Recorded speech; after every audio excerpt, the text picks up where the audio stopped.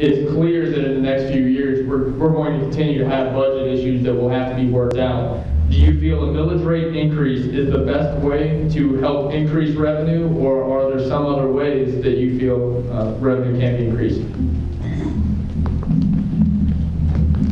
Yeah, that's a good question. I was hoping that one would come up. You know, for so long, that's the way that everybody has looked at property taxes, is the millage rate.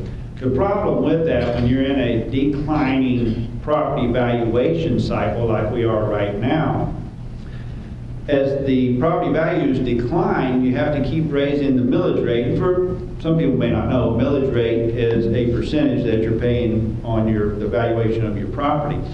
As those values fall, you have to keep raising the millage rate, or that percentage, just to keep yourself even with where you were at last year. State of Florida, we're limited to a 10 mil cap. That's as high as you can go on ad valorem property rates. Glades County's already there.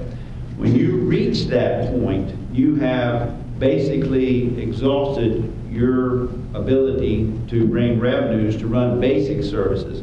So, I mean, after you've cut out all some people may want to close the library or the sports complex or Okeechobee and all that type of thing.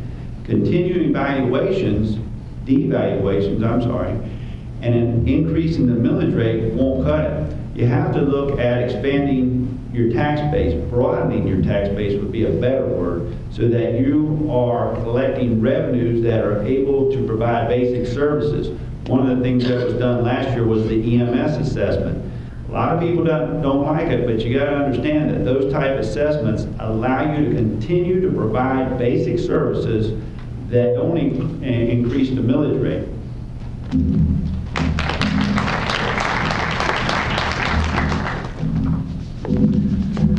Well, I don't like to see the millage rate go up because I have a small business and I live in this community. So that means I have to pay more taxes as it goes. But as Joey clearly articulated, that's what we're faced with right now. When we talk about expanding our business or our tax base, that goes back to the economic development aspect. We have got to start bringing in more businesses in order to larger business production, manufacturing, the life sciences type things, to expand our tax base so that we don't have to keep raising these millage rates. We don't have to put EMS assessments on, a fire assessment. I think we even talked about MSTUs this year.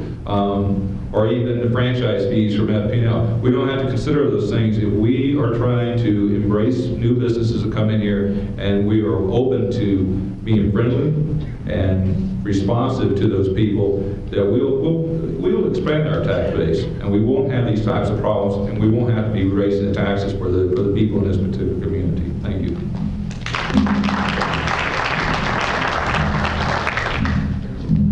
We can't rely on raising the millage rate to generate the money we need. Right now we're sitting at 90% of the total amount we're allowed to raise. The cap is 10 mils, and I think we're around 9 somewhere. But when properties values drop to 16% they're projected to next year, you're going to be over the top. And even if there wasn't a cap, you can't continue to hammer the producers of the county and expect them to retain employees. It's bad for the economy. So there needs to be a way to spread it around and lower it if you can.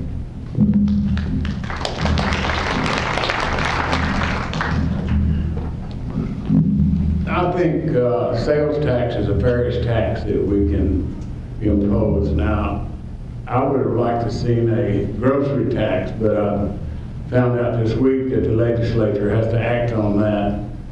But in my opinion, if we could do a grocery tax, it would be a great asset to us. But right now, I'm sure we'd have to talk with the administrator, but I think there's room there to do a sales tax on alcohol and whatever we've been taxed on today. But I would not support any ad valorem tax increase whatsoever. Not on my vote. Thank you.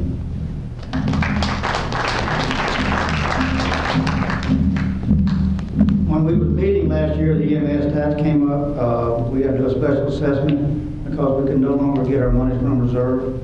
That had been funding this for years. I brought up the 1 cent sales tax for everybody. That would be everybody buys something. So that would spread it out all over the county. And once we did that, we're going to bring to a referendum in November for everybody to vote on. If they want that, they'll have a 1 cent sales tax to pay for the EMS, and it also would reduce the franchise special assessment. So that would drop that back out of the special assessment people pay. So the 1 cent sales tax is equal for everybody. Special assessments aren't. So that's my way of not spreading the wealth.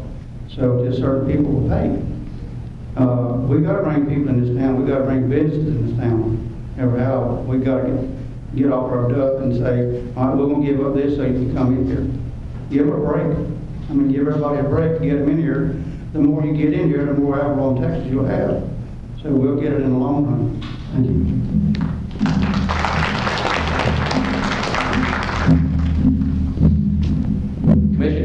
Commissioner Hoover's explanation was excellent.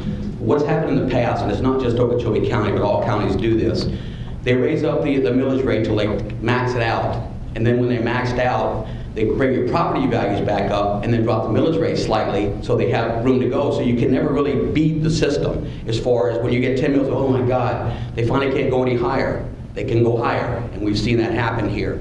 I think a couple things we need to look at, and I've seen it for myself in Okeechobee County. Agricultural exemptions, the $25,000 you get, is a benefit that's given to individuals that are legitimate farmers who grow a product that's for consumption of either by animals or by humans.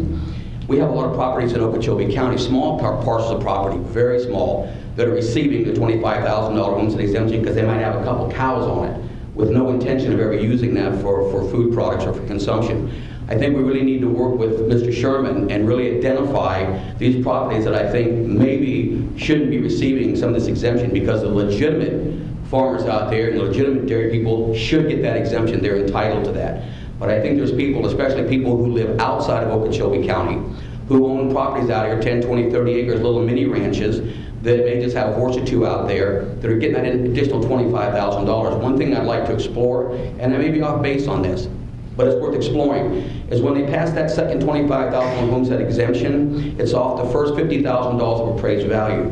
What that means is people who own houses that are appraised at less than $50,000 pay nothing into the system, yet they're probably 70 to 80% of the users of the benefits of what the rest of us are paying. That is not a fair tax system. We really need to look at least these people pay a little something so that the people with the houses more than 75 get a little break because you're breaking the backs of the people and we're forcing them out of here.